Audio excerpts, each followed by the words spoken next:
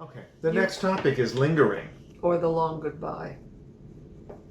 Yeah. Yeah.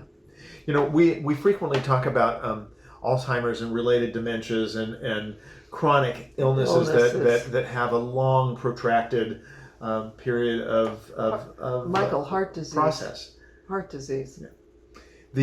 The process of dying takes a long time. Mhm. And the thing that you and I used to talk about in group, and as well as in the book, is that it takes months, sometimes years, to go through this process. And so people are not always ready to hear that. Mhm. There are some diseases where you go in and out of the hospital, and each time you're never as good as you were before. Right.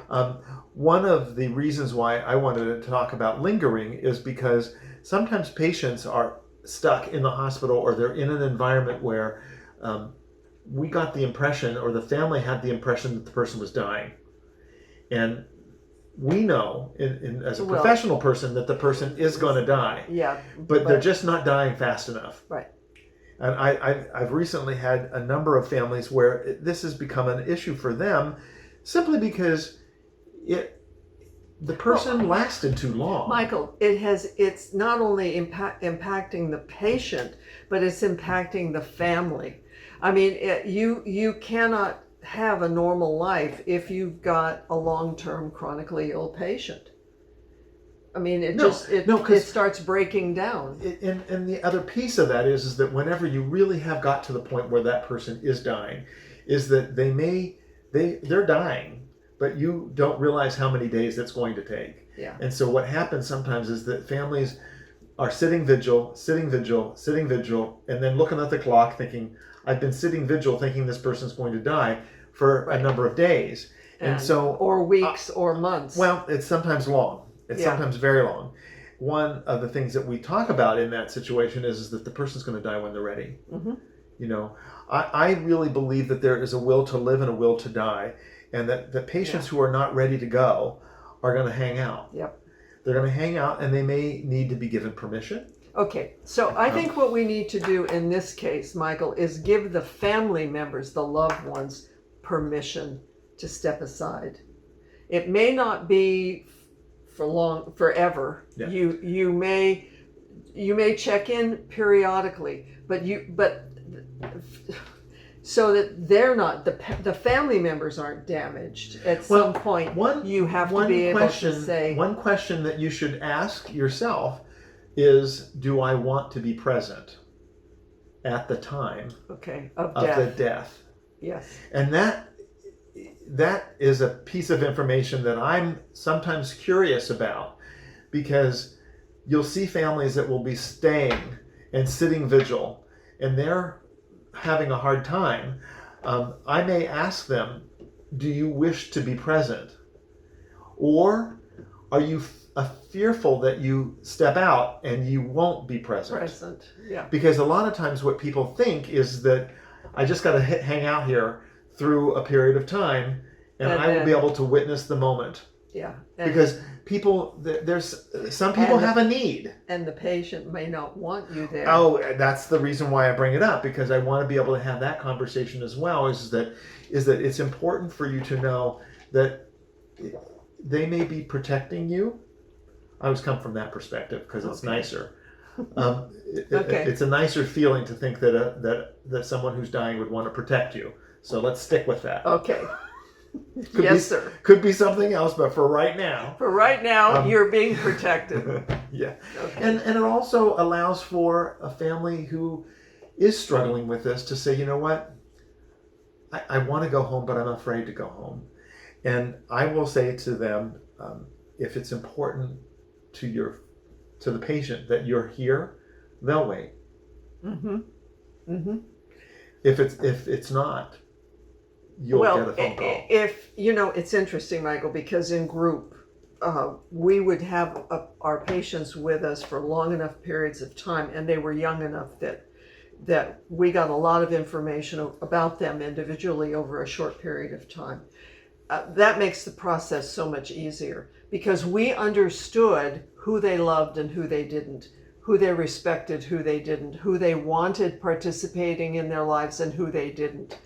And when situations would arise like that, we were able to help the family, the significant other, and the patient all at the same time, because we understood what they wanted, what the patient wanted, and the goal at that point was to always help the patient. Right. My husband Richard, the therapist, took care of significant other, family, and friends. So it was a nice balance for everybody. Most people don't have that opportunity, and you may think you know somebody, you may think you know what their wants and needs are, but it may be 180 degrees different. I agree with you completely, Gail. I think it's important to have those conversations early on, because you'll remember them. Oh yes. You'll remember them, and they'll say, you know, I want you to be present, but I don't necessarily want you to be there at that moment. Yeah. You know, I think nobody wants to be abandoned, and I don't think that they necessarily sense abandonment. Sometimes dying is a very private experience. Very. You know. Yeah. I've had patients who have waited until someone went to the bathroom. I mean, it seemed almost purposeful that they waited until that energy was out of the room. And I think it has to do with energy. I do too. Well, because there's no communication at that point. Yeah. I started out in the hospice program in Western Pennsylvania many, many years ago, early 80s, and worked the nighttime shift. And what would happen is that people would die at night. And to this day, people still seem to me to die more frequently at night. And a lot of it has to do with the energy level being lower. Yeah. Their energy level is lower. There's less people holding on to their energy here, and that they can exit. They can exit without having to struggle to get away from the energy that's there. So that's why I think, you know, maybe at some point in time we'll have the research that shows that what actually happens at that moment that someone dies. Where is the energy? Because if there's nobody in the room, or the energy that's there is something that the patient doesn't want to be present, they'll wait. Yeah. You have to go to the bathroom at some point. Some point, or go get something to drink. Yeah, usually the bathroom. The bathroom. Yeah, I used to work from 11 to 7, and backing up the ER, and there was something similar, not necessarily a death, but there was a different emotional shift during that period too. There's something. It brings out a different kind of emotional energy when you're at 3 o'clock in the morning. It's dark, it's quiet. Right. Even if there's a tragedy going on, there's a different way to react to that tragedy rather than at the light of day. Right. So some people may linger because they're not ready. Some people may linger because you're in the room. I have a client right now that I specifically asked him if I was keeping him alive, because there's more of a connection. Correct. And what I got was no, but I know on some level that's exactly what I'm doing. And the more I'm working with him, the closer the relationship is getting.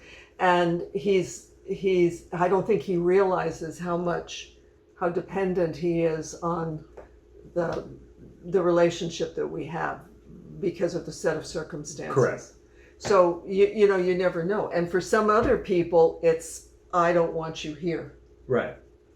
Because the energy isn't right. Right. I think it's like everything else. It's kind of helpful to know this stuff, and you know, we generally have a long period of time to begin asking questions surrounding all of this stuff, but we don't take advantage of it. Yeah.